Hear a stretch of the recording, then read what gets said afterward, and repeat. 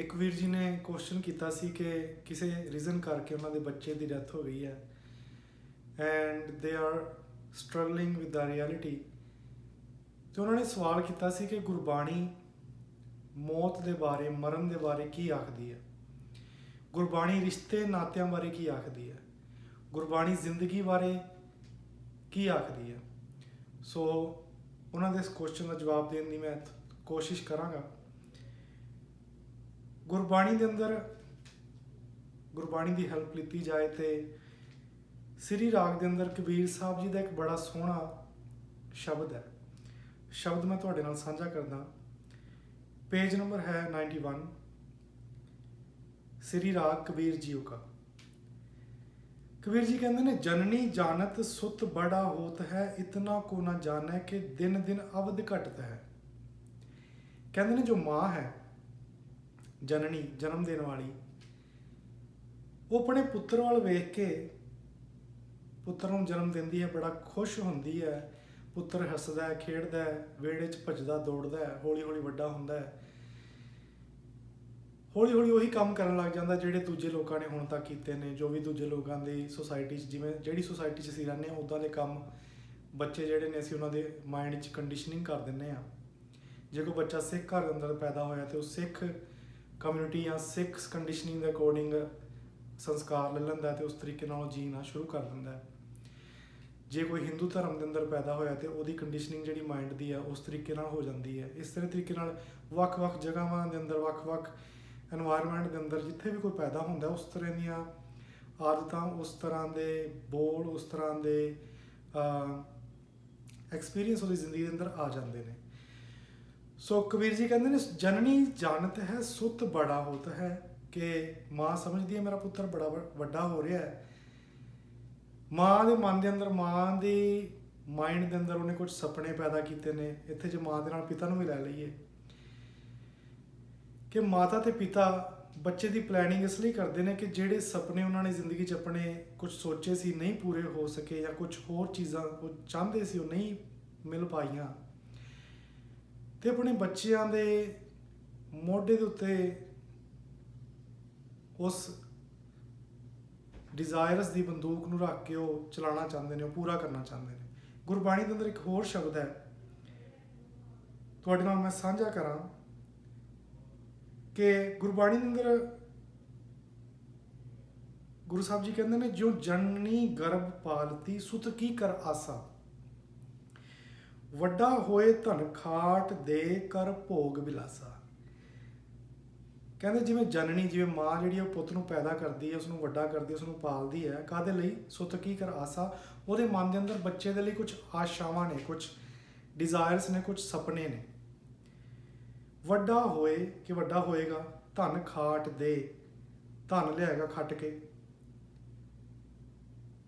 पैसे लेके आएगा, माँ प्यो का दुनिया के अंदर नाम रोशन करेगा, रिश्तेदारां दे अंदर, लोकां दे अंदर नामना होएगा, इज्जत होएगा, मान होएगा। कहते हैं वड्डा होए धन खाट दे, खट के धन देगा माता पिता नूं, कर भोग विलासा, तो वही भोग विलास करेगा जो माता पिता ने कीते ने, वही काम करेगा जो संसार के अंदर बाकी लोग कर रहे हैं। पर गुरबाणी अंदर गुरु साहब जी आखते हैं त्यों हर जन प्रीत हर राखदा दे आप हथ हासा। पर जिमें माँ उस बच्चे तो दुनियावी संसारिक एग्जाम्पल दी है कि जिमें माँ की आस बच्चे तो है कि वह धन खट के लियाएगा, उन्होंने सपने पूरे करेगा। इस तरीके जो धग जन है परमात्मा के राह पर तुरया होया, उसकी आस जी है परमात्मा तो है कि परमात्मा उसमें एक दिन मिलेगा। सो कबीर जी कहते हैं कि जननी जानत सुत बड़ा होत है, इतना को ना जाना है कि दिन दिन अवध घटता है। हुण माता पिता संसार के अंदर ज़्यादा लोग जिहड़े ने वो बच्चों को सिर्फ इस करके पैदा करते हैं कि वंश अगे चलना चाहिए, जो उन्होंने सपने ने पूरे नहीं हुए वो बच्चे पूरा करन, उन्होंने नाम दुनिया के अंदर रोशन होए, उन्होंने कुल चलती रहे, उन्होंने इज्जत मान दुनिया के अंदर होए बच्चों करके, डॉक्टर बनन, इंजीनियर बनन, या अजकल जो भी सॉफ्टवेयर इंजीनियर या होर वड्डियां वड्डियां जो अहुदे ने उत्थे पहुंचण। बच्चे नूं असीं एक आस लैके मन के अंदर पैदा करते हैं ਤੇ ਜੇ ਬੇਲੋੜੇ ਸਮੇਂ ਬੱਚੇ ਦੀ ਡੈਥ ਹੋ ਜਾਂਦੀ ਹੈ ਤੇ ਅਸੀਂ ਦੁਖੀ ਹੁੰਦੇ ਹਾਂ। ਉਸ ਦੁੱਖ ਦਾ ਕਾਰਨ ਹੈ ਇੱਕ ਤਾਂ ਬੱਚੇ ਦਾ ਚਲਾ ਜਾਣਾ, ਪਰ ਦੂਜਾ ਜਿਹੜਾ ਮੁੱਖ ਕਾਰਨ ਹੈ ਉਹ ਇਹ ਹੈ ਕਿ ਜਿਹੜੀਆਂ ਅਸੀਂ ਬੱਚੇ ਤੋਂ ਆਸਾਂ ਲਾਈਆਂ ਸੀ, ਅਸੀਂ ਫਿਊਚਰ ਦੇ ਅੰਦਰ ਕੁਝ ਸੋਚਿਆ ਸੀ ਕਿ ਬੱਚਾ ਵੱਡਾ ਹੋਏਗਾ ਤੇ ਇਹ certain things he will done, ਇਹ ਚੀਜ਼ਾਂ ਇਹ ਕਰੇਗਾ ਕਿ ਇਹ ਚੰਗੀ ਨੌਕਰੀ, ਵੱਡਾ ਘਰ ਹੋਏਗਾ, ਵੱਡੀ ਗੱਡੀ ਹੋਏਗੀ, ਕਿ ਅਬਰੋਡ ਜਾ ਕੇ ਸੈਟਲ ਹੋ ਜਾਏਗਾ, ਜਾਂ ਹੋਰ ਜਿਹੜੀਆਂ ਮੈਂ ਤੁਹਾਡੇ ਨਾਲ ਗੱਲਾਂ ਕੀਤੀਆਂ ਨੇ ਕਿ ਜਿਵੇਂ ਗੁਰਬਾਣੀ ਅੰਦਰ ਆਇਆ ਕਿ ਆਸਾਂ ਪੂਰੀਆਂ ਕਰਨਗਾ ਬੱਚਾ, ਜਿਹੜਾ ਮਾਂ ਪਿਓ ਦੀਆਂ ਆਸਾਂ ਪੂਰੀਆਂ ਕਰੇਗਾ। ਤੇ ਜਦੋਂ ਕਿਸੇ ਬੱਚੇ ਦੀ ਇੱਦਾਂ ਡੈਥ ਹੋ ਜਾਂਦੀ ਹੈ ਕਿ ਉਹ ਜਿਹੜਾ ਸਾਡੇ ਮਨ ਦੇ ਅੰਦਰ ਦੁੱਖ ਪੈਦਾ ਹੋ ਰਿਹਾ ਮਾਤਾ ਪਿਤਾ ਦੇ ਅੰਦਰ, ਉਹ ਉਹਨਾਂ ਆਸਾਂ ਵੱਲ ਦੇਖ ਕੇ ਹੋ ਰਿਹਾ ਕਿ ਇਸ ਬੱਚੇ ਤੋਂ ਜੋ ਅਸੀਂ ਆਸਾਂ ਲਾਈਆਂ ਸੀ ਉਹ ਆਸਾਂ ਹੁਣ ਪੂਰੀਆਂ ਨਹੀਂ ਹੋਣਗੀਆਂ। ਤੇ ਅਸੀਂ ਆਖ ਦਿੰਦੇ ਹਾਂ ਕਿ ਬੱਚਾ ਛੋਟੀ ਉਮਰ ਸੀ ਕਿ ਬੇਸਮੇਂ ਮੌਤ ਹੋ ਗਈ, ਪਰ ਮੌਤ ਕਦੇ ਵੀ ਬੇਸਮੇਂ ਨਹੀਂ ਹੁੰਦੀ। ਮੌਤ ਕਦੇ ਵੀ ਬੇਸਮੇਂ ਨਹੀਂ ਹੁੰਦੀ, ਭਾਵੇਂ ਤੁਸੀਂ 25 ਸਾਲ ਦੇ ਹੋ, ਭਾਵੇਂ 50 ਸਾਲ ਦੇ ਹੋ, ਭਾਵੇਂ 75 ਸਾਲ ਦੇ ਹੋ, ਮੌਤ ਤੇ ਅਟਲ ਹੈ, ਮੌਤ ਨੇ ਤੇ ਆਉਣਾ ਹੀ ਆਉਣਾ ਹੈ। ਪਰ ਅਸੀਂ ਕਿਉਂਕਿ ਮੌਤ ਨੂੰ ਅਵੋਇਡ ਕਰਦੇ ਰਹਿੰਦੇ ਹਾਂ, ਇਫੈਕਟ ਅਸੀਂ ਅਵੋਇਡ ਕਰਦੇ ਰਹਿੰਦੇ ਹਾਂ, ਅਸੀਂ ਜੀਨੇ ਹਾਂ ਫੈਂਟਸੀਜ਼ ਦੇ ਅੰਦਰ, ਅਸੀਂ ਜੀਨੇ ਹਾਂ ਕਲਪਨਾਵਾਂ ਦੇ ਅੰਦਰ, ਅਸੀਂ ਜੀਨੇ ਹਾਂ ਮਾਇਆ ਦੇ ਅੰਦਰ। ਮਾਇਆ ਕੀ ਹੈ? ਜੋ ਨਹੀਂ ਹੈ ਉਸ ਨੂੰ ਮਨ ਦੇ ਅੰਦਰ ਸੋਚ ਕੇ, ਸੱਚ ਸਮਝ ਕੇ ਤੇ ਉਹਦੇ ਲਈ ਜ਼ਿੰਦਗੀ ਜੀਣਾ। ਜਿਵੇਂ ਕਿ ਫਿਊਚਰ ਨਹੀਂ ਹੈ, ਪਰ ਅਸੀਂ ਫਿਊਚਰ ਬਾਰੇ ਸੋਚ ਕੇ ਕਿੰਨੇ ਪਲਾਨ ਕਰਦੇ ਹਾਂ ਆਪਣੇ ਮਨ ਦੇ ਅੰਦਰ ਕਿ ਅੱਜ ਮੇਰੇ ਕੋਲ ਚੰਗੀ ਨੌਕਰੀ ਨਹੀਂ, ਅੱਜ ਮੇਰੇ ਕੋਲ ਪੈਸਾ ਨਹੀਂ, ਆਉਣ ਵਾਲੇ 10 ਸਾਲ ਦੇ ਅੰਦਰ ਜੇ ਮੈਂ ਪਲਾਨ ਕਰਕੇ ਇੱਦਾਂ ਇਹ ਜੋਬ ਲੈ ਲਵਾਂ, ਮੈਂ ਇੱਦਾਂ ਬਿਜ਼ਨਸ ਖੜਾ ਕਰ ਲਵਾਂ, ਜਾਂ ਇੱਦਾਂ ਮੈਂ ਆਪਣੇ ਕੋਈ ਅਬਰੋਡ ਜਾ ਕੇ ਸੈਟਲ ਹੋ ਜਾਵਾਂ ਤੇ ਮੇਰੇ ਕੋਲ ਪੈਸੇ ਆ ਜਾਣਗੇ, ਮੇਰੇ ਕੋਲ ਘਰ ਆ ਜਾਏਗਾ, ਮੇਰੇ ਕੋਲ ਵੱਡੀ ਗੱਡੀ ਆ ਜਾਏਗੀ, ਮੈਨੂੰ ਲੋਕੀ ਸਲਾਮ ਕਹਿਣਗੇ। ਇਹ ਫਿਊਚਰ ਅਸੀਂ ਕ੍ਰੀਏਟ ਕਰਕੇ ਆਪਣੇ ਮਾਈਂਡ ਦੇ ਅੰਦਰ ਉਹਨੂੰ ਸੱਚ ਕਰਨ ਦੇ ਲਈ ਭੱਜ ਪੈਂਦੇ ਹਾਂ। ਇਹ ਹੈ ਮਾਇਆ। ਤੇ ਸੱਚ ਕੀ ਹੈ? ਸੱਚ ਹੈ ਦਿਸ ਰਾਈਟ ਨਾਓ, ਦਿਸ ਮੋਮੈਂਟ। ਪਰ ਅਸੀਂ ਹਮੇਸ਼ਾ ਜੀਨੇ ਹਾਂ ਪਾਸਟ ਦੇ ਅੰਦਰ ਤੇ ਫਿਊਚਰ ਦੇ ਅੰਦਰ, ਤੇ ਜਿਹੜੀਆਂ ਇੱਛਾਵਾਂ ਅਸੀਂ ਪਾਸਟ ਦੇ ਅੰਦਰ ਪੂਰੀਆਂ ਨਹੀਂ ਕੀਤੀਆਂ ਹੁੰਦੀਆਂ, ਅਸੀਂ ਫਿਊਚਰ ਦੇ ਅੰਦਰ ਕਰਨੀਆਂ ਚਾਹੁੰਦੇ ਹਾਂ, ਭਾਵੇਂ ਆਪਣੇ ਆਪ, ਆਪਣੇ ਸਰੀਰ ਦੇ ਨਾਲ, ਜਾਂ ਫਿਰ ਆਪਣੇ ਬੱਚਿਆਂ ਦੇ ਥਰੂ। ਤੇ ਜਦੋਂ ਆਹ ਇੱਛਾਵਾਂ ਪੂਰੀਆਂ ਨਹੀਂ ਹੁੰਦੀਆਂ, ਬੱਚੇ ਘਰ ਛੱਡ ਕੇ ਚਲੇ ਜਾਂਦੇ ਨੇ ਜਾਂ ਬੱਚੇ ਦੀ ਡੈਥ ਹੋ ਜਾਂਦੀ ਹੈ, ਤੇ ਉਹ ਆਸ਼ਾਵਾਂ ਜਿਹੜੀਆਂ ਸਾਡੇ ਮਨ ਦੇ ਅੰਦਰ ਨੇ ਉਹਨਾਂ ਨੂੰ ਠੇਸ ਲੱਗਦੀ ਹੈ। ਉਹ ਜਿਹੜਾ ਇੱਕ ਆਪਾਂ ਜਾਲ ਬੁਣਿਆ ਹੁੰਦਾ ਹੈ, ਉਹ ਜਾਲ ਟੁੱਟ ਜਾਂਦਾ ਹੈ। ਉਸ ਜਾਲ ਦੇ ਟੁੱਟਣ ਦੇ ਕਾਰਨ ਸਾਡੇ ਮਨ ਦੇ ਅੰਦਰ ਠੇਸ ਲੱਗਦੀ ਹੈ।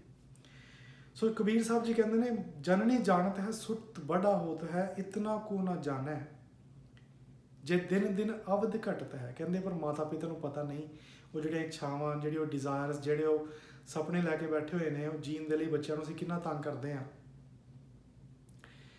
ਕਿ ਤੁਸੀਂ ਇੰਨੇ ਮਾਰਕਸ ਲੈ ਕੇ ਤੁਹਾਨੂੰ ਆਣੇ ਹੀ ਆਣੇ ਨੇ, ਚਾਹੇ ਜੋਬ ਤੁਸੀਂ ਲੈਣੀ ਹੈ ਤੇ ਇਹਦੇ ਲਈ ਪੂਰੀ ਮਿਹਨਤ ਕਰਨੀ, ਰਾਤ ਨੂੰ ਜਾਗੋ, ਪੜ੍ਹੋ, ਮਿਹਨਤ ਕਰੋ।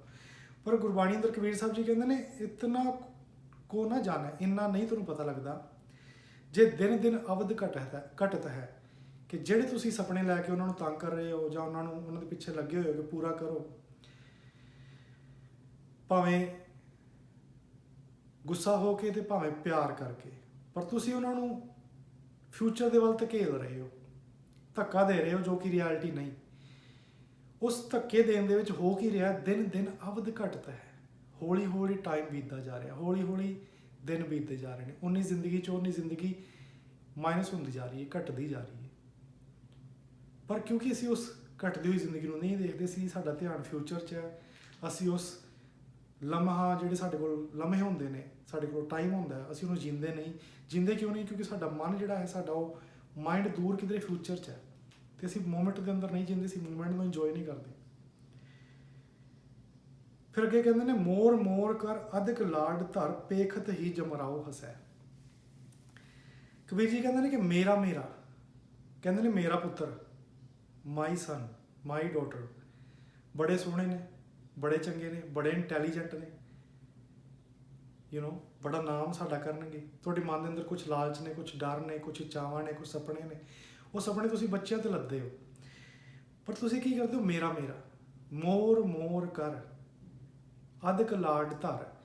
ਜੇ ਤੇ ਤੁਹਾਡੇ ਸੁਪਨੇ ਦੇ ਅਨੁਸਾਰ, ਤੁਹਾਡੇ ਅਕੋਰਡਿੰਗ ਜੋ ਤੁਸੀਂ ਕਹਿੰਦੇ ਹੋ, ਜੋ ਤੁਸੀਂ ਉਹਨਾਂ ਨੂੰ ਮਨਾਉਣਾ ਚਾਹੁੰਦੇ ਹੋ, ਚੱਲਦੇ ਰਹਿਣ, ਫਿਰ ਤਾਂ ਤੁਸੀਂ ਖੁਸ਼ ਰਹਿੰਦੇ ਹੋ। ਫਿਰ ਤੁਸੀਂ ਅਧਿਕ ਲਾਡ ਕਰਦੇ ਹੋ, ਹੋਰ ਪਿਆਰ ਕਰਦੇ ਹੋ, ਲਾਡ ਕਰਦੇ ਹੋ। ਲਾਡ ਦਾ ਅਰਥ ਹੁੰਦਾ ਹੈ ਪਿਆਰ, ਤੇ ਲਾਡ ਦੇ ਵਿੱਚ there is a difference between लाड एंड प्यार। लाड जिहड़ा है, लाड शब्द बनया लालच तो।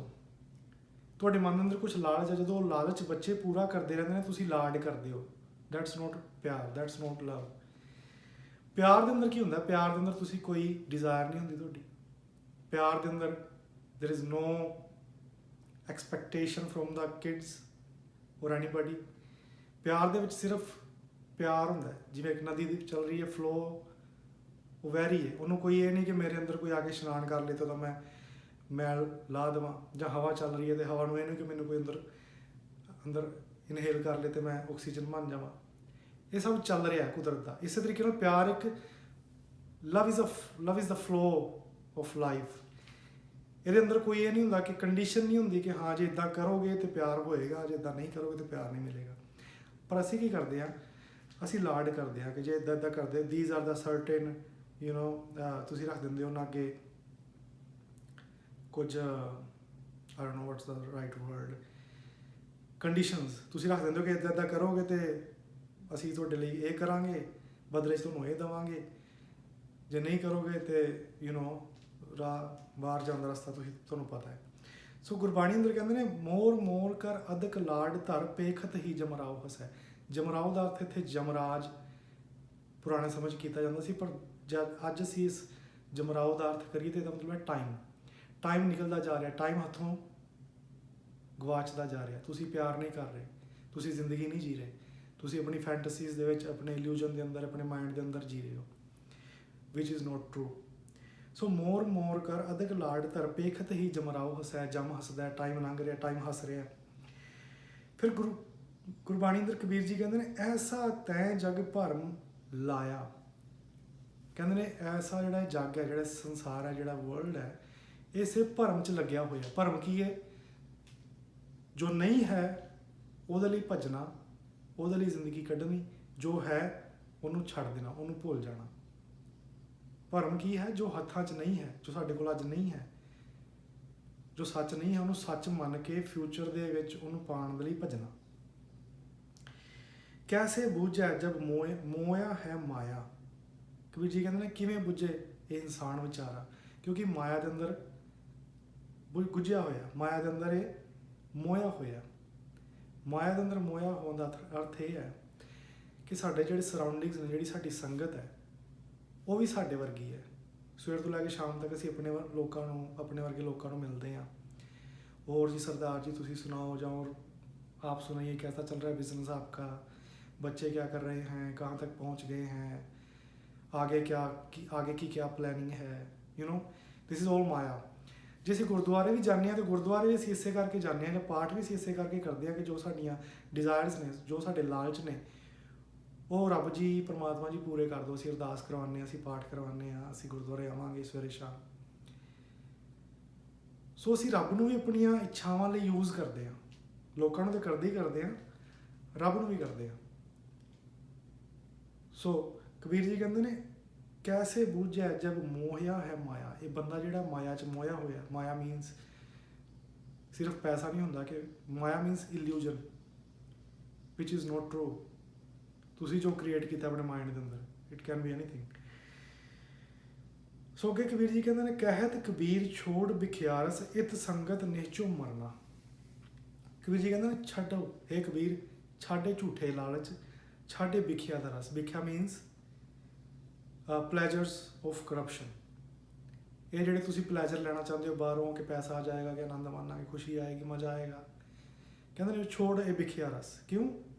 ਇਤ ਸੰਗਤ ਨਿਹਚੋ ਮਰਨਾ। ਇਹ ਜਿਹੜੀ ਸੰਗਤ ਹੈ ਪੈਸੇ ਦੀ ਹੋ ਗਈ, ਜਾਂ ਆਊਟਵਰਡਲੀ ਜੋ ਵੀ ਅਸੀਂ ਕਰਦੇ ਹਾਂ, ਡਿਜ਼ਾਇਰਸ ਪਾਉਣਾ ਚਾਹੁੰਦੇ ਹਾਂ, ਕੁਛ ਵੀ ਕਰਨਾ ਚਾਹ ਰਹੇ ਹਾਂ, ਬਾਹਰ ਦੀ ਸੰਗਤ, ਬਾਹਰ ਦੇ ਲੋਕਾਂ ਦੀ ਸੰਗਤ। ਇਤ ਸੰਗਤ ਨਿਹਚੋ ਮਰਨਾ। ਕਬੀਰ ਜੀ ਕਹਿੰਦੇ ਨੇ ਇੱਕ ਦਿਨ ਮਰ ਜਾਣਾ ਹੈ, ਨਿਸ਼ਚੈ ਮਰ ਜਾਣਾ ਹੈ, ਪੱਕਾ ਹੈ ਮਰਨਾ। ਸੋ ਬਾਹਰ ਦੀ ਸੰਗਤ ਛੱਡੋ, ਬਾਹਰ ਦੇ ਪਖੰਡ ਛੱਡੋ, ਬਾਹਰ ਦੇ ਸੁਪਨੇ ਛੱਡੋ। ਰਮਈਆ ਜਪੋ ਪ੍ਰਾਣੀ ਅਨੰਤ ਜੀਵਨ ਬਾਣੀ ਇਨ ਬਿਦ ਭਵ ਸਾਗਰ ਤਰਨਾ। ਕਹਿੰਦੇ ਕੀ ਕਰਨਾ?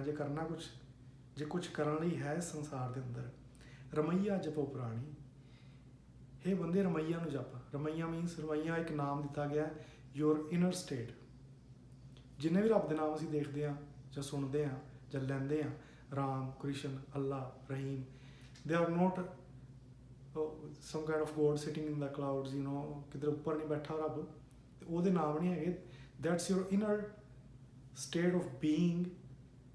ਜਦੋਂ ਤੁਸੀਂ ਬਾਹਰੋਂ ਟੁੱਟ ਜਾਂਦੇ ਹੋ ਤੇ ਮਨ ਨੂੰ ਥਿਰ ਕਰਕੇ ਚੇਤਨਾ ਨੂੰ ਆਪਣੇ ਇੱਕ ਹੋ ਜਾਂਦੇ ਹੋ, ਚੇਤਨਾ ਦੇ ਨਾਲ ਇੱਕ ਮਿਕਤਾ ਹੋਣ ਦਾ ਨਾਮ ਹੈ ਇਹ ਰਵੱਈਆ। ਰਾਮ ਨੂੰ ਜਾਣ ਲੈਣਾ, ਵਾਹਿਗੁਰੂ ਨੂੰ ਜਾਣ ਲੈਣਾ, ਅੱਲਾ ਨੂੰ ਜਾਣ ਲੈਣਾ, that's the name of our inner states, not states but state। ਸੋ ਗੁਰੂ ਕਬੀਰ ਜੀ ਕਹਿੰਦੇ ਰਮਈਆ ਜਪੋ ਪ੍ਰਾਣੀ, ਅਨੰਤ ਜੀਵਨ ਬਾਣੀ, ਇਨ ਬਿਦ ਭਵ ਸਾਗਰ ਤਰਨਾ। ਇਸ ਤਰੀਕੇ ਦੇ ਨਾਲ ਇਨ ਬਿਦ, ਦਿਸ ਇਜ਼ ਦਾ ਟੈਕਨੀਕ। ਭਵ ਸਾਗਰ ਤਰਨਾ, ਭਵ ਸਾਗਰ ਮੀਨਸ ਕੀ ਹੈ? ਭਵ ਸਾਗਰ means your mind, not this sansar outside. Your mind is creating the illusions. ਭਵ ਸਾਗਰ ਦੀ ਤਰ੍ਹਾਂ, ਜਿਵੇਂ ਸਾਗਰ ਦੇ ਅੰਦਰ ਇੱਕ ਲਹਿਰ ਆਉਂਦੀ ਹੈ, ਇੱਕ ਜਾਂਦੀ ਹੈ, ਇੱਕ ਲਹਿਰ ਆਉਂਦੀ ਹੈ, ਇੱਕ ਜਾਂਦੀ ਹੈ, ਇਸ ਤਰੀਕੇ ਮਨ ਦੇ ਅੰਦਰ ਤੁਹਾਡੇ ਵਿਚਾਰ ਚੱਲ ਰਹੇ ਨੇ। ਕਿੰਨੇ ਆਉਂਦੇ ਸਵੇਰ ਤੋਂ ਲੈ ਕੇ ਸ਼ਾਮ ਤੱਕ, ਉਹ ਜਿਹੜੀ ਉਹਨਾਂ ਦੀ ਵਿਚਾਰਾਂ ਦੀਆਂ ਲਹਿਰਾਂ ਨੇ ਉਹ ਚੱਲ ਰਹੀਆਂ ਨੇ। ਦੈਟਸ ਭਵ ਸਾਗਰ। ਹੁਣ ਤਰਨਾ ਕਿੱਦਾਂ? ਇਹਨਾਂ ਵਿੱਚ ਭਵ ਸਾਗਰ ਤਰਨਾ, ਆਪਣੇ ਆਪ ਨੂੰ ਜਾਣ ਲੈਣਾ, ਆਪਣੀ ਇਨਰ ਬੀਇੰਗ ਨੂੰ ਜਾਣ ਲੈਣਾ। ਸਾਰੇ ਜਿਹੜੇ ਮਾਈਂਡ ਦੇ ਭਵ ਸਾਗਰ ਆ ਜਿਹੜਾ ਇਹ ਵਿਚਾਰਾਂ ਦਾ, ਥੋਟਸ ਦਾ, ਇਹ ਸ਼ਾਂਤ ਹੋ ਜਾਂਦਾ ਹੈ। ਜਾਂ ਤਿਸ ਭਾਵ ਹੈ ਤਾਂ ਲਾਗੈ ਭਾਵ। ਜੇ ਤੁਹਾਨੂੰ ਚੰਗਾ ਲੱਗੇ ਤੇ ਤੁਸੀਂ ਇਸ ਰਾਹ ਤੇ ਲੱਗ ਸਕਦੇ ਹੋ। ਭਰਮ ਭੁਲਾਵਾ ਵਿੱਚੋਂ ਜਾਏ, ਤੇ ਤੁਹਾਡੇ ਮਨ ਦੇ ਅੰਦਰੋਂ, ਤੁਹਾਡੇ ਜੀਵਨ ਦੇ ਅੰਦਰੋਂ ਇਹ ਭਰਮ ਚਲਾ ਜਾਏ ਕਿ ਇਸ ਦੁਨੀਆ ਦੇ ਅੰਦਰ ਕੋਈ ਮੇਰਾ ਹੈ। ਇਸ ਦੁਨੀਆ ਦੇ ਅੰਦਰ ਜੋ ਮੇਰਾ ਮੇਰਾ ਕਰ ਸੀ ਨਾ, ਮੋਰਾ ਮੋਰਾ ਮੋਰਾ ਅਧਿਕ ਲਾਡ ਕਰ, ਮੋਰ ਮੋਰ ਕਰ ਅਧਿਕ ਲਾਡ ਧਰ, ਪੇਖਤ ਹੀ ਜਮਰਾਵਾ। ਜਿਹੜਾ ਅਸੀਂ ਮੇਰਾ ਮੇਰਾ ਕਰਦੇ ਹਾਂ, ਮੇਰਾ ਪੁੱਤਰ, ਮੇਰੇ ਬੱਚੇ, ਮੇਰੇ ਮਾਂ ਬਾਪ, ਮੇਰੇ ਰਿਸ਼ਤੇ ਨਾਤੇ, ਅਸੀਂ ਇਹਨਾਂ ਸਾਰਿਆਂ ਰਿਸ਼ਤਿਆਂ ਪਿੱਛੇ ਆਪਣਾ ਜ਼ਿੰਦਗੀ ਜਿਹੜੀ ਉਹ ਜੀਂਦੇ ਰਹਿੰਦੇ ਹਾਂ, ਬਤੀਤ ਕਰ ਦਿੰਦੇ ਹਾਂ, ਪਰ ਆਪਣੇ ਆਪ ਨੂੰ ਕਦੀ ਜਾਣਦੇ ਨਹੀਂ ਕਿ ਹੂ M I, what M I. ਅਸੀਂ ਟਾਈਮ ਕੱਢ ਦਿੰਦੇ ਹਾਂ ਕਿ ਬੱਚਿਆਂ ਨੂੰ ਪੈਦਾ ਕਰਨਾ ਹੈ, ਬੱਚੇ ਵੱਡੇ ਹੋਣਗੇ, ਫਿਰ ਉਹਨਾਂ ਦੇ ਬੱਚਿਆਂ ਦਾ ਵਿਆਹ ਕਰ ਦੇਣਾ ਹੈ, ਫਿਰ ਉਹਨਾਂ ਦੇ ਬੱਚੇ ਵੱਡੇ ਹੋਣਗੇ, ਪੜਪੋਤਰੇ, ਉਹਨਾਂ ਨੂੰ ਦੇਖਣਾ, ਉਹਨਾਂ ਦੀਆਂ ਸ਼ਾਦੀਆਂ ਕਰ। ਅਸੀਂ ਇਸ ਭਵ ਸਾਗਰ ਦੇ ਇਸ ਉਲਝਣ ਦੇ ਅੰਦਰ, ਇਸ ਮਾਇਆ ਦੇ ਅੰਦਰ ਅਸੀਂ ਜ਼ਿੰਦਗੀ ਇੱਦਾਂ ਬਤੀਤ ਕਰ ਦਿੰਦੇ ਹਾਂ। ਅਤੇ ਜਿਹੜਾ ਜਿੰਨੀ ਜ਼ਿਆਦਾ ਜ਼ੋਰ ਨਾਲ ਇਸ ਪਾਸੇ ਨੂੰ ਭੱਜਦਾ ਹੈ, ਪੈਸਾ, ਬਿਜ਼ਨਸ, ਬੱਚੇ, ਰਿਸ਼ਤੇ ਨਾਤੇ, ਦੁਨੀਆ 'ਚ ਨਾਮ ਹੋ ਜਾਏ, ਸਾਰੇ ਮੈਨੂੰ ਜਾਣਨ, ਫੇਮ, ਉਹਨੇ ਅਸੀਂ ਅੰਦਰੋਂ ਦੁਖੀ ਰਹਿੰਦੇ ਹਾਂ। ਕਿਉਂਕਿ ਅਸੀਂ ਜਿੰਨਾ ਬਾਹਰ ਭੱਜਾਂਗੇ ਉਹਨੇ ਅਸੀਂ ਦੁਖੀ ਰਹਾਂਗੇ, ਕਿਉਂਕਿ ਸੁੱਖ ਹੈ ਅੰਦਰ ਅਤੇ ਬਾਹਰ ਕੀ ਹੈ? ਦੁੱਖ।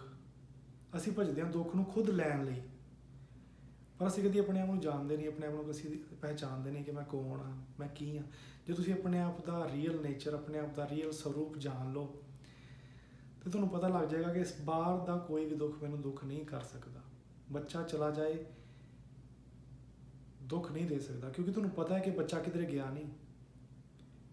ਮੌਤ ਜਿਹੜੀ ਹੈ ਉਹ ਇੱਕ ਇਲੂਜਨ ਹੈ, ਤੁਹਾਡੇ ਮਾਈਂਡ ਦੇ ਅੰਦਰ ਇੱਕ ਵਿਚਾਰ ਹੈ ਜੋ ਤੁਸੀਂ ਸੋਚਦੇ ਹੋ ਕਿ ਕੋਈ ਚਲਾ ਗਿਆ, ਪਰ ਤੁਸੀਂ ਕਹੋਗੇ ਨਹੀਂ, ਸਰੀਰ ਤੇ ਚਲਾ ਜਾਂਦਾ ਹੈ।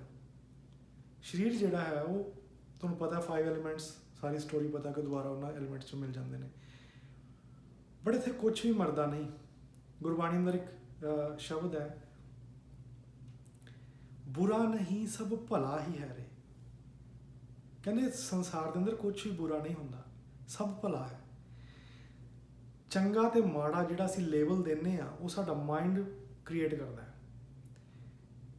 ਜੇ ਸਾਡੇ ਅਕੋਰਡਿੰਗ ਕੁਛ ਚੱਲ ਰਿਹਾ ਸਹੀ ਤੇ ਅਸੀਂ ਕਹਿੰਦੇ ਨੇ ਬਹੁਤ ਚੰਗਾ, ਜੇ ਸਾਡੇ ਅਕੋਰਡਿੰਗ ਕੁਛ ਗਲਤ ਹੋ ਜਾਏ ਅਸੀਂ ਕਹਿੰਦੇ ਨੇ ਬਹੁਤ ਮਾੜਾ, ਉਹਦਾ ਨਹੀਂ ਸੀ ਹੋਣਾ ਚਾਹੀਦਾ। ਇਹ ਤੁਸੀਂ ਆਪ ਲੇਬਲ ਦੇ ਰਹੇ ਹੋ ਉਸ ਨੂੰ। ਬਾਹਰ ਜੋ ਚੱਲ ਰਹੀਆਂ ਨੇ ਘਟਨਾਵਾਂ, ਉਹਨਾਂ ਨੂੰ ਅਸੀਂ ਜੋ ਲੇਬਲ ਦਿੰਦੇ ਹਾਂ, ਅਸੀਂ ਜੋ ਉਹਨਾਂ ਨੂੰ ਟੈਗ ਕਰਦੇ ਹਾਂ, ਉਹਨਾਂ ਨੂੰ ਨਾਮ ਦਿੰਦੇ ਹਾਂ, ਉਹ ਸਾਡਾ ਮਾਈਂਡ ਦਿੰਦਾ। ਪਰ ਜੇ ਤੁਸੀਂ ਮਾਈਂਡ ਨੂੰ ਟ੍ਰਾਂਸੈਂਡ ਕਰ ਦਿਓ ਤੇ ਬੁਰਾ ਨਹੀਂ, ਕੁਛ ਵੀ ਬੁਰਾ ਨਹੀਂ ਹੈ, ਸਭ ਭਲਾ ਹੀ ਹੈ ਰੇ। Everything is good, everything is fine, ਕਿਉਂਕਿ ਸਭ ਉਹਦੀ ਰਜ਼ਾ ਵਿੱਚ ਚੱਲ ਰਿਹਾ, ਪਰਮਾਤਮਾ ਦੀ ਰਜ਼ਾ ਵਿੱਚ ਚੱਲ ਰਿਹਾ। ਉਹਦੇ ਵਿੱਚ ਅਸੀਂ ਆਪਣੀ ਰਜ਼ਾ ਕ੍ਰੀਏਟ ਕਰ ਲੈਂਦੇ ਹਾਂ ਕਿ ਨਹੀਂ, ਇੱਦਾਂ ਨਹੀਂ, ਇੱਦਾਂ ਹੋਣਾ ਚਾਹੀਦਾ। ਦੈਨ ਦੈਟ ਰਜ਼ਾ, that thought creates sorrow.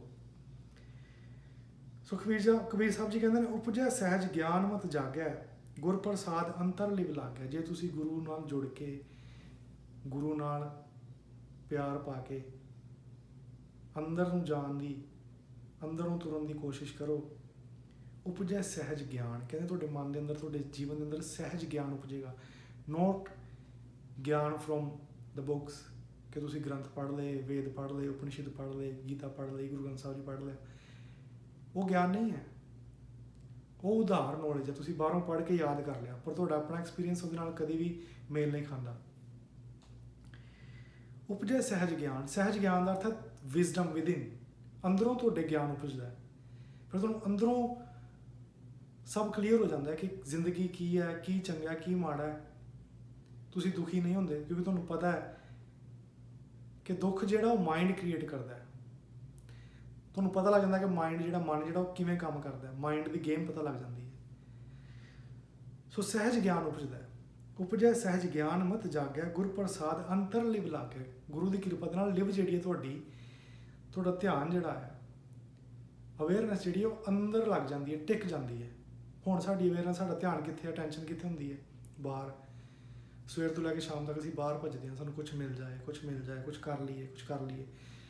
all the time mind is jumping like monkey, ਇੱਕ ਚੀਜ਼ ਤੋਂ ਦੂਜੀ ਚੀਜ਼ ਤੋਂ ਤੀਜੀ ਚੀਜ਼, ਤਾਂ ਅਸੀਂ ਸਾਰਾ ਦਿਨ ਕਰਦੇ ਹਾਂ। ਸੋ ਉਪਜੇ ਸਹਿਜ ਗਿਆਨ ਮਤ ਜਾਗੈ, ਗੁਰ ਪ੍ਰਸਾਦ ਅੰਤਰ ਲਿਵ ਲਾਗੈ, ਇਤ ਸੰਗਤ ਨਾ ਹੀ ਮਰਨਾ। ਪਹਿਲੀ ਸੰਗਤ ਕੀ ਸੀ? ਪਹਿਲੀ ਸੰਗਤ ਅਸੀਂ ਕੀ ਕੀਤਾ? ਜਿਹੜੀ ਪਹਿਲੀ ਸੰਗਤ ਹੈ ਰਿਸ਼ਤਿਆਂ ਨਾਤਿਆਂ ਦੀ, ਮਾਂ ਬਾਪ, ਪੁੱਤਰ, ਪਤਨੀ, ਬੇਟੀ ਜਾਂ ਹੋਰ ਜਿੰਨੇ ਰਿਸ਼ਤੇ ਨਾਤੇ ਨੇ, ਮਿੱਤਰ, ਉਹ ਕੀ ਨੇ? ਇੱਕ ਦਿਨ ਚਲੇ ਜਾਣਗੇ ਤੇ ਸਾਡੇ ਮਨ ਅੰਦਰ ਦੁੱਖ ਪੈਦਾ ਹੋਏਗਾ, ਕਿਉਂਕਿ ਸਾਡੀਆਂ ਕੁਝ ਆਸ਼ਾਵਾਂ ਉਹਨਾਂ ਤੋਂ ਸੀ ਕਿ ਉਹ ਸਾਨੂੰ ਪਿਆਰ ਕਰਨ, ਅਸੀਂ ਉਹਨਾਂ ਨੂੰ ਪਿਆਰ ਕਰੀਏ, ਉਹ ਸਾਡੀਆਂ ਕੁਝ ਮੰਗਾਂ ਪੂਰੀਆਂ ਕਰਨ, ਅਸੀਂ ਉਹਨਾਂ ਦੀਆਂ ਕੁਝ ਮੰਗਾਂ ਪੂਰੀਆਂ ਕਰੀਏ। ਪਰ ਉਸ ਵਿੱਚ ਕੀ ਹੈ? ਉਹ ਥਿਰ ਨਹੀਂ ਹੈ ਉਹ ਰਿਸ਼ਤੇ ਨਾਤੇ। ਤੁਹਾਨੂੰ ਪਤਾ ਨਹੀਂ ਕਿਹੜਾ ਰਿਸ਼ਤਾ ਕਦੋਂ ਖਤਮ ਹੋ ਜਾਏ, ਕਦੋਂ ਚਲਾ ਜਾਏ ਕੋਈ ਵੀ, ਕਿਉਂਕਿ ਮੌਤ ਜਿਹੜੀ ਹੈ ਉਹ ਨੋਕ ਕਰਕੇ ਨਹੀਂ ਆਉਂਦੀ।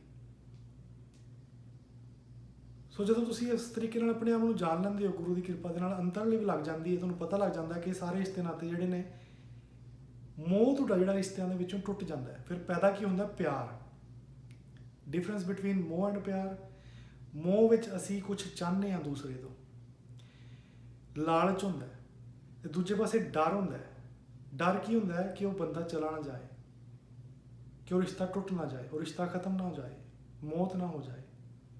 ਮੋਹ ਦੀ ਡੈਫੀਨੇਸ਼ਨ ਹੈ ਕਿ ਜਿਹੜਾ ਰਿਸ਼ਤਾ ਮੌਤ ਖਤਮ ਕਰ ਦੇਵੇ, ਉਸ ਡਰ ਦਾ ਨਾਮ ਹੈ ਮੋਹ।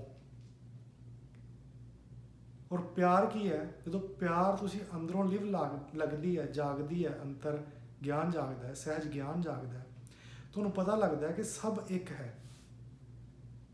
ਇੱਥੇ ਜਿੰਨੇ ਵੀ ਰੂਪ ਨੇ, ਜਿੰਨੇ ਵੀ ਨਾਮ ਨੇ, ਜਿੰਨਾ ਵੀ ਚੱਲ ਰਿਹਾ ਕਾਰੋਬਾਰ, ਜਿੰਨਾ ਵੀ ਇਹ ਸਾਰਾ ਪਸਾਰਾ ਚੱਲ ਰਿਹਾ, ਇਹ ਇੱਕ ਹੀ ਹੈ। ਜਦੋਂ ਸਭ ਇੱਕ ਹੀ ਹੈ ਤੇ ਫਿਰ ਡਰਨ ਦੀ ਕਿਹੜੀ ਲੋੜ ਹੈ? ਤੁਹਾਨੂੰ ਪਤਾ ਹੈ ਕਿ ਸਭ ਜਿਹੜੇ ਨੇ ਇਸ ਸਟੇਜ ਦੇ ਉੱਪਰ ਵੱਖ-ਵੱਖ ਐਕਟਰ ਨੇ, ਤੇ ਸਿਰਫ ਇੱਕ ਡਰਾਮਾ ਚੱਲ ਰਿਹਾ, ਇੱਕ ਲੀਲਾ ਚੱਲ ਰਹੀ ਹੈ। ਕਿਉਂਕਿ ਤੁਸੀਂ ਆਪਣੇ ਆਪ ਨੂੰ ਜਾਣ ਲਿਆ, ਤੁਸੀਂ ਇਹ ਸਰੀਰ ਨਹੀਂ ਹੋ, ਤੁਸੀਂ ਇਹ ਮਨ ਨਹੀਂ ਹੋ। ਅਸੀਂ ਆਪਣੇ ਆਪ ਨੂੰ ਸਰੀਰ ਸਮਝਿਆ ਹੋਇਆ। ਜਦੋਂ ਅਸੀਂ ਆਪਣੇ ਆਪ ਨੂੰ ਸਰੀਰ ਸਮਝਦੇ ਹਾਂ ਤੇ ਅਸੀਂ ਦੂਜਿਆਂ ਨੂੰ ਵੀ ਸਰੀਰ ਸਮਝਦੇ ਹਾਂ ਕਿ I am this body and there are other bodies. ਅਸੀਂ ਆਪਣੇ ਆਪ ਨੂੰ ਸਿਰਫ ਸਰੀਰ ਸਮਝਿਆ ਹੋਇਆ, ਤੇ ਸਰੀਰ ਇੱਕ ਦਿਨ ਜਾਏਗਾ ਤੇ ਸਰੀਰ ਦੇ ਨਾਲ ਹਮੇਸ਼ਾ ਡਰ ਰਹੇਗਾ ਮੌਤ ਦਾ। ਜੇ ਤੁਸੀਂ ਆਪਣੇ ਸਰੀਰ ਤੋਂ ਪਾਰ ਹੋ ਕੇ, ਮਨ ਤੋਂ ਪਾਰ ਹੋ ਕੇ, ਗੁਰੂ ਨਾਲ ਜੁੜ ਕੇ ਆਪਣੇ ਉਸ ਚੇਤਨਾ ਨੂੰ ਜਾਣ ਲਓ ਜਿਹੜੀ ਹਮੇਸ਼ਾ ਜਾਗਦੀ ਹੈ। ਸਤਿਗੁਰੂ ਜਾਗਦਾ ਹੈ ਦਿਓ, ਜਿੱਥੇ ਮੌਤ ਨਹੀਂ, ਜਿੱਥੇ ਕੋਈ ਟਾਈਮ ਨਹੀਂ, ਜਿੱਥੇ ਸਿਰਫ ਆਨੰਦ ਹੀ ਆਨੰਦ ਹੈ, ਉਸ ਨੂੰ ਜਾਣ ਲਓ ਤੇ ਤੁਹਾਡੇ ਜੀਵਨ ਦੇ ਅੰਦਰੋਂ ਡਰ ਖਤਮ ਹੋ ਜਾਂਦੇ ਨੇ। ਤੁਹਾਡੇ ਜੀਵਨ ਦੇ ਅੰਦਰੋਂ ਤੁਹਾਨੂੰ ਪਤਾ ਲੱਗ ਜਾਂਦਾ, ਜੇ ਪੁੱਤਰ ਇੱਕ ਚਲਾ ਵੀ ਗਿਆ, ਇੱਕ ਰੂਪ ਸੀ ਉਸ ਇੱਕ ਦਾ, ਥੋੜੇ ਟਾਈਮ ਲਈ ਪਾਣੀ ਦੇ ਅੰਦਰ ਬੁਲਬੁਲਾ ਬਣਿਆ ਸੀ, ਜਿੰਨਾ ਉਹਦਾ ਟਾਈਮ ਸੀ ਉਹ ਬੁਲਬੁਲਾ ਪਾਣੀ ਦੇ ਅੰਦਰ ਲੀਨ ਹੋ ਗਿਆ। ਪਰ ਤੁਹਾਨੂੰ ਪਤਾ ਹੈ ਕਿ ਉਹ ਬੁਲਬੁਲੇ ਦੀ, ਜਿਹੜਾ ਬੁਲਬੁਲਾ ਹੈ ਉਹ ਪਾਣੀ ਦਾ ਹੀ ਇੱਕ ਰੂਪ ਹੈ, ਪਾਣੀ ਦਾ ਇੱਕ ਅੰਗ ਹੈ। ਜਦੋਂ ਤੁਸੀਂ ਉਸ ਨੂੰ ਜਾਣ ਲੈਂਦੇ ਹੋ, ਉਸ ਪਾਣੀ ਨੂੰ, ਉਸ ਓਸ਼ਨ ਨੂੰ ਜਾਣ ਲੈਂਦੇ ਹੋ, ਫਿਰ ਤੁਸੀਂ ਮਨ ਦੇ ਅੰਦਰ ਤੁਹਾਡੇ ਗੱਲਾਂ ਨਹੀਂ ਆਉਂਦੀਆਂ, ਦੁੱਖ ਨਹੀਂ ਪੈਦਾ ਹੁੰਦੇ। ਦੁੱਖ ਪੈਦਾ ਕਿੱਥੋਂ ਹੁੰਦੇ ਨੇ? ਸਾਡੀ ਕੋਈ ਐਕਸਪੈਕਟੇਸ਼ਨ ਹੁੰਦੀ ਹੈ, ਉਸ ਕੋਈ ਮੰਗ ਹੁੰਦੀ ਹੈ, ਕੋਈ ਸੁਪਨਾ ਹੈ, ਕੋਈ ਵਿਚਾਰ ਹੈ, ਕੋਈ ਡਿਜ਼ਾਇਰ ਹੈ। ਬੱਚੇ ਤੋਂ ਕੁਛ ਅਸੀਂ ਆਸ਼ਾਵਾਂ ਲਾਈਆਂ ਸੀ। ਗੁਰਬਾਣੀ ਅੰਦਰ ਸ਼ਬਦ ਆਇਆ ਸੀ ਨਾ ਕਿ ਜਿਵੇਂ ਜਨਨੀ ਆਸ ਲਾਉਂਦੀ ਹੈ ਆਪਣੇ ਬੱਚੇ ਤੋਂ ਕਿ ਕੁਛ ਕਰੇਗਾ, ਉਹ ਆਸ ਟੁੱਟਦੀ ਹੈ। ਦੇਖੋ ਜਦੋਂ ਸਾਡਾ ਆਪਣਾ ਬੱਚਾ ਚਲਾ ਜਾਂਦਾ ਤਾਂ ਸਾਨੂੰ ਜ਼ਿਆਦਾ ਦੁੱਖ ਹੁੰਦਾ ਹੈ, ਕਿਉਂਕਿ ਉਹਦੇ ਨਾਲ ਸਾਡੇ ਕੁਝ ਪਿਆਰ ਕਹਿ ਲਓ, ਮੋਹ ਕਹਿ ਲਓ, ਕੁਝ ਵੀ ਨਾਮ ਦੇ ਲਓ, ਜੁੜਿਆ ਹੁੰਦਾ। ਪਾਸਟ ਅਸੀਂ ਉਹਦੇ ਨਾਲ ਟਾਈਮ ਸਪੈਂਡ ਕੀਤਾ ਕੁਝ, ਪਰ ਕਿਸੇ ਬੱਚੇ ਨਾਲ, ਕਿਸੇ ਉਸੇ ਉਮਰ ਦੇ ਇਨਸਾਨ ਦੇ ਨਾਲ ਜਿਹਦੇ ਨਾਲ ਤੁਹਾਡੀ ਕੋਈ ਅਟੈਚਮੈਂਟ ਨਹੀਂ, ਕੋਈ ਤੁਸੀਂ ਟਾਈਮ ਨਹੀਂ ਸਪੈਂਡ ਕੀਤਾ, ਕੋਈ ਤੁਸੀਂ ਉਹਦੇ ਬਾਰੇ ਜਾਣਦੇ ਨਹੀਂ, ਕਿਸੇ ਦੂਜੇ ਪਿੰਡ 'ਚ ਕਿਸੇ ਦੀ ਮੌਤ ਹੋ ਜਾਏ ਤਾਂ ਤੁਹਾਨੂੰ ਉਹਨਾਂ ਦੁੱਖ ਨਹੀਂ ਹੁੰਦਾ ਜਿੰਨਾ ਆਪਣੇ ਦਾ ਹੁੰਦਾ। ਕਿਉਂ? ਕਿਉਂਕਿ ਆਪਣੇ ਦੇ ਨਾਲ ਤੁਹਾਡੇ ਕੁਝ ਸੁੱਖ ਜੁੜੇ ਸੀ, ਕੁਝ ਦੁੱਖ ਜੁੜੇ ਸੀ, ਪਰ ਦੂਰ ਉਨਾ ਹੀ ਘਟ ਜਾਂਦਾ। ਸੁਣਦੇ ਹਾਂ ਪਰ ਅਸੀਂ ਕਹਿੰਦੇ ਹਾਂ ਬੜਾ ਮਾੜਾ ਹੋਇਆ, ਬੜਾ ਭੈੜਾ ਹੋਇਆ, ਬਟ ਸਾਡੇ ਦਿਲ ਦੇ ਅੰਦਰ ਕਿਧਰੇ ਸੱਟ ਨਹੀਂ ਵੱਜਦੀ, ਜਿਹੜੀ ਸੱਟ ਸਾਡੇ ਆਪਣੇ ਦੇ ਚਲੇ ਜਾਣ ਦੇ ਨਾਲ ਵੱਜਦੀ ਹੈ। ਜੇ ਹੋਰ ਥੋੜਾ ਜਿਹਾ ਦੂਰ ਚਲੇ ਜਾਈਏ ਕਿ ਕਿਧਰੇ ਦੂਰ ਦੂਜੀ ਕੰਟਰੀ ਦੇ ਅੰਦਰ ਕਿਸੇ ਦੀ ਡੈਥ ਹੋਏ, ਸੀਰੀਆ ਦੇ ਅੰਦਰ ਕਿਤਨੇ ਬੱਚੇ ਮਰਦੇ ਨੇ, ਸਾਡੇ ਮਨ ਦੇ ਅੰਦਰ ਕੋਈ ਦੁੱਖ ਹੁੰਦਾ? ਨਹੀਂ ਹੁੰਦਾ, ਕਿਉਂਕਿ ਉਹਨਾਂ ਤੋਂ ਅਸੀਂ ਕੋਈ ਐਕਸਪੈਕਟ ਨਹੀਂ ਕਰਦੇ, ਉਹਨਾਂ ਨਾਲ ਸਾਡੀ ਕੋਈ ਅਟੈਚਮੈਂਟ ਨਹੀਂ, ਸਾਡਾ ਕੋਈ ਮੋਹ ਨਹੀਂ। ਇਸੇ ਤਰੀਕੇ ਨਾਲ ਜਦੋਂ ਤੁਸੀਂ ਆਪਣੇ ਆਪ ਨੂੰ ਜਾਣ ਲੈਂਦੇ ਹੋ, ਆਪਣੀ ਉਸ ਅਵਸਥਾ ਨੂੰ ਜਾਣ ਲੈਂਦੇ ਹੋ, ਇੱਕ ਵਨਨੈਸ ਨੂੰ ਜਾਣ ਲੈਂਦੇ ਹੋ, ਚੇਤਨਾ ਨੂੰ ਜਾਣ ਲੈਂਦੇ ਹੋ, ਤੁਹਾਨੂੰ ਪਤਾ ਲੱਗ ਜਾਂਦਾ I am not this body is an illusion, this mind is an illusion. ਤੁਹਾਨੂੰ ਆਪਣੇ ਅਸਲ ਸਰੂਪ ਦਾ ਪਤਾ ਲੱਗ ਜਾਂਦਾ, ਫਿਰ ਉੱਥੇ ਮੌਤ ਨਹੀਂ ਘਟਦੀ, ਉੱਥੇ ਮੌਤ ਨਹੀਂ ਆਉਂਦੀ। ਸੋ ਦੁੱਖ ਜਿਹੜੇ ਨੇ ਅਸੀਂ ਕਬੀਰ ਸਾਹਿਬ ਦੇ ਇਸ ਸ਼ਬਦ ਦੇ ਅੰਦਰੋਂ ਜਾਣਨ ਦੀ ਕੋਸ਼ਿਸ਼ ਕੀਤੀ ਹੈ ਕਿ ਜਦੋਂ ਤੁਸੀਂ ਮੇਰਾ ਸਮਝਦੇ ਹੋ ਕਿ ਦਿਸ ਇਜ਼ ਮਾਈਨ, ਜਦੋਂ ਉਹ ਜਾਏਗਾ ਦੁੱਖ ਪਹੁੰਚੇਗਾ। ਇਸ ਕਰਕੇ ਇੱਥੇ ਕੁਝ ਵੀ ਮੇਰਾ ਨਹੀਂ। ਕਿ ਜਦੋਂ ਤੁਸੀਂ ਇਸ ਸੰਸਾਰ ਦੇ ਅੰਦਰ ਆਏ ਸੀ ਤੁਹਾਨੂੰ ਪੁੱਛਿਆ ਗਿਆ ਸੀ ਕਿ ਤੁਹਾਨੂੰ ਸੰਸਾਰ ਦੇ ਅੰਦਰ ਭੇਜੀਏ? ਨਹੀਂ ਸੀ ਪੁੱਛਿਆ ਗਿਆ। ਤੁਸੀਂ ਇਸ ਸੰਸਾਰ ਦੇ ਅੰਦਰ ਆਏ, ਕੀ ਲੈ ਕੇ ਆਏ ਸੀ? ਕੁਝ ਵੀ ਨਹੀਂ ਲੈ ਕੇ ਆਏ ਸੀ। ਤੁਹਾਨੂੰ ਸੰਸਾਰ ਦੇ ਇੱਥੋਂ ਦੁਨੀਆ ਦੇ ਵਿੱਚੋਂ ਤੁਹਾਨੂੰ ਇਸ ਧਰਤੀ ਤੋਂ ਹੀ ਸਭ ਕੁਝ ਮਿਲਿਆ, ਤੇ ਜੋ ਇਸ ਧਰਤੀ ਤੋਂ ਮਿਲਿਆ ਉਸ ਧਰਤੀ 'ਤੇ ਹੀ ਰਹਿ ਜਾਏਗਾ। ਸੋ ਜੋ ਤੁਸੀਂ ਕੁਝ ਲੈ ਕੇ ਨਹੀਂ ਆਏ, ਕੁਝ ਲੈ ਕੇ ਨਹੀਂ ਜਾਣਾ, ਤੇ ਇੱਥੇ ਜਿਨ੍ਹਾਂ ਨਾਲ ਅਸੀਂ ਰਹਿੰਦੇ ਹਾਂ, ਸਾਨੂੰ ਰਹਿਣ ਦੇ ਕਾਰਨ ਥੋੜ੍ਹਾ ਟਾਈਮ ਅਸੀਂ ਨਾਲ ਸਪੈਂਡ ਕਰਦੇ ਹਾਂ, ਤਾਂ ਇੱਦਾਂ ਲੱਗਦਾ ਕਿ ਮੇਰਾ, ਕਿਉਂਕਿ ਸਾਨੂੰ ਲੱਗਦਾ ਕਿ ਅਸੀਂ ਪੈਦਾ ਕੀਤੇ ਨੇ, ਬਟ ਤੁਸੀਂ ਪੈਦਾ ਨਹੀਂ ਕੀਤੇ। ਉਹ ਤੁਹਾਡੇ ਥਰੂ ਕੁਦਰਤ ਨੇ ਤੁਹਾਨੂੰ ਇੱਕ ਪੈਸੇਜ ਬਣਾ ਕੇ, ਇੱਕ ਰਾਹ ਬਣਾ ਕੇ ਉਹ ਨਵੀਂ ਦੁਨੀਆ ਵਸਾਈ ਹੈ, ਕਿਉਂਕਿ this is the part of the ਕੁਦਰਤ। They are not part of our selves. ਸਾਡਾ ਹਿੱਸਾ ਨਹੀਂ ਨੇ, ਉਹ ਕੁਦਰਤ ਦਾ ਹਿੱਸਾ ਨੇ। ਕੁਦਰਤ ਨੇ ਸਾਡਾ ਸਰੀਰ ਦਾ ਜਿਹੜਾ ਇਹ ਤਨ, ਇਹਨੂੰ ਵਰਤਿਆ, ਇਹਨੂੰ ਯੂਜ਼ ਕੀਤਾ ਹੈ।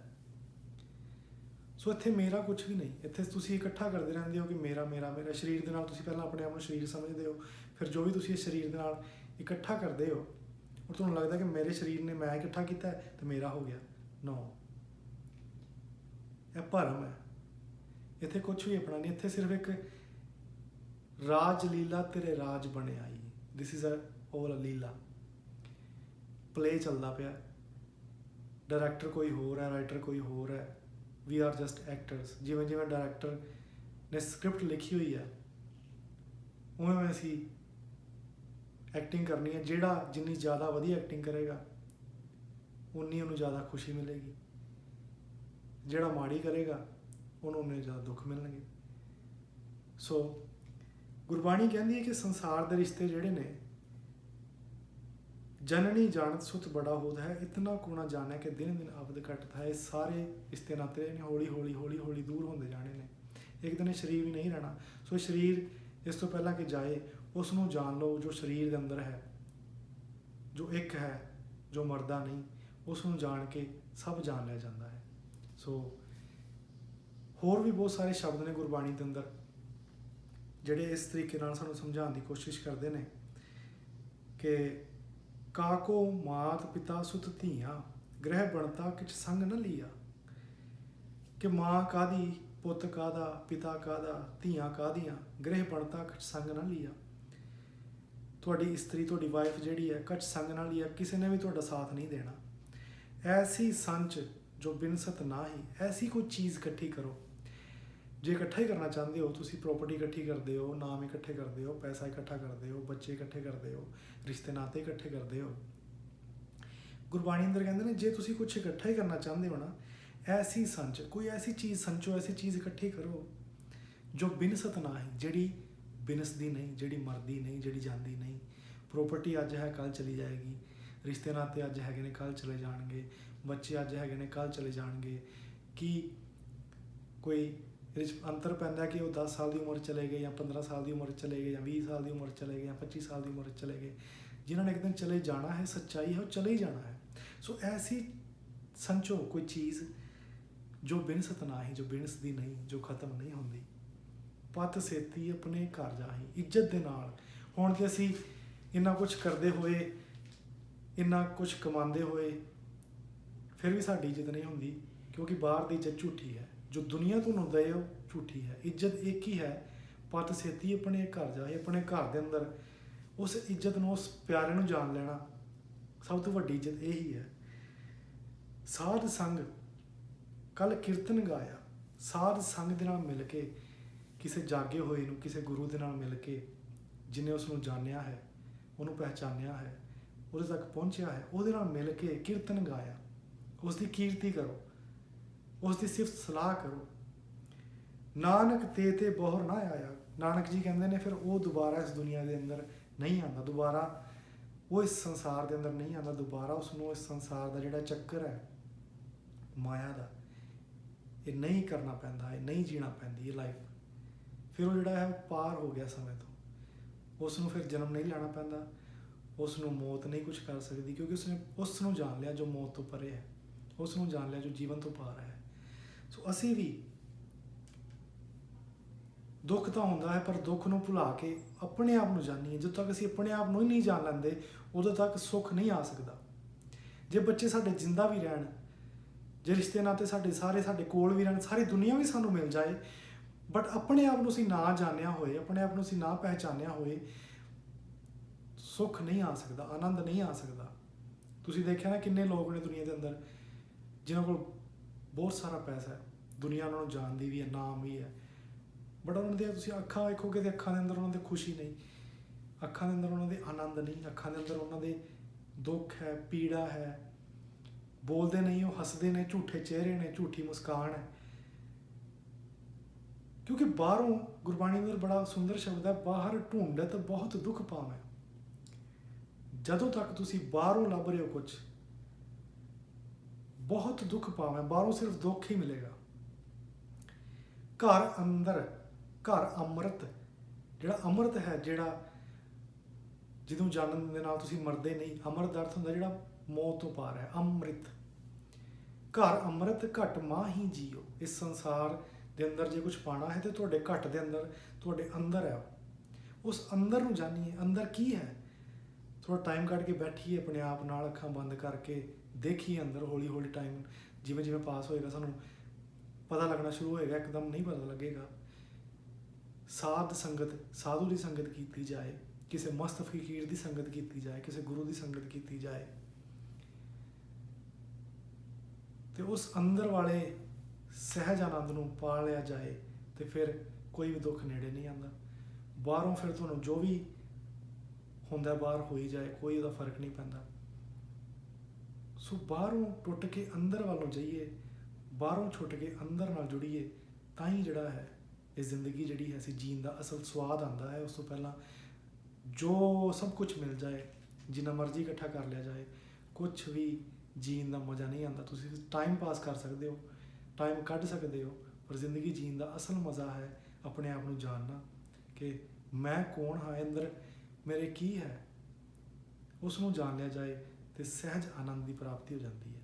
ਸੋ ਮੈਂ ਆਸ਼ਾ ਕਰਦਾ ਕਿ ਕੁਛ ਮੇਰੀਆਂ ਗੱਲਾਂ ਤੁਹਾਨੂੰ ਸ਼ਾਇਦ ਚੰਗੀਆਂ ਨਾ ਲੱਗੀਆਂ ਹੋਣ, ਪਰ ਇੱਕ ਅੱਧੀ ਗੱਲ ਚੰਗੀ ਲੱਗੀ ਹੋਏ। ਗੱਲ ਸਿਰਫ ਇਤਨੀ ਹੈ ਕਿ ਬਾਹਰੋਂ ਟੁੱਟ ਕੇ ਅੰਦਰ ਜੁੜਨਾ, ਸਿਰਫ ਇਤਨੀ ਗੱਲ ਹੈ। ਕਈ ਵਾਰੀ ਕੁਦਰਤ ਸਾਨੂੰ ਬਹਾਨਾ ਬਣਾ ਦਿੰਦੀ ਹੈ, ਜਿਵੇਂ ਤੁਹਾਡੇ ਕਿਸੇ ਆਪਣੇ ਚਾਹਵਾਨ ਦੀ ਡੈਥ ਹੋ ਗਈ ਹੈ ਇਸ ਵੇਲੇ, ਤੇ ਤੁਸੀਂ ਇੱਕ ਕੰਮ ਇਹ ਕਰ ਸਕਦੇ ਹੋ ਕਿ ਤੁਸੀਂ ਬੈਠ ਕੇ ਦੁਖੀ ਹੋਈ ਜਾਓ, ਉਹ ਗੱਲਾਂ ਵਾਰ-ਵਾਰ ਸੋਚ ਕੇ ਮਾਈਂਡ ਦੇ ਅੰਦਰ ਉਹ ਜਿਹੜਾ ਭਵ ਸਾਗਰ ਹੈ ਉਹਦੀਆਂ ਲਹਿਰਾਂ ਤੂਫਾਨ ਉਠਾਉਂਦੀਆਂ ਨੇ, ਉਹ ਤੁਸੀਂ ਤੂਫਾਨ ਉਠਾਉਂਦੇ ਰਹੋ। ਜਾਂ ਜਿਵੇਂ ਗੁਰਬਾਣੀ ਅੰਦਰ ਆਇਆ ਕਿ ਦੁੱਖ ਦਾਰੂ ਸੁਖ ਰੋਗ ਪਿਆ। ਜੋ ਦੁੱਖ ਤੁਹਾਡੇ ਤੋਂ ਇਸ ਵੇਲੇ ਆਇਆ, ਉਸ ਦੁੱਖ ਦੇ ਨਾਲ ਤੁਹਾਡਾ ਹਿਰਦਾ ਖੁੱਲ੍ਹਿਆ, ਹਿਰਦੇ ਦੀ ਡੋਰ ਖੁੱਲ੍ਹੀ ਹੈ।